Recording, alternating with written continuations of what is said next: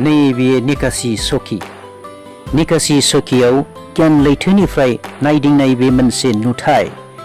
बे निकासि चौकीयाव निकासि बाजारनि साहाजों साहा दावखोनानै थांनांगौ जायो। बेयो बड'लेण्डनि बाक्सा जिल्लायाव गोग्लैयो। बे चौकीयाव नायनो थाखाय दं मन्दिर, फुख्रि, बिलो, बोहैनाय दैसा आरो निजोरा। आरोबाव दङ मिथिंगायारि हिमालय हाजोनि समायना नुथाय।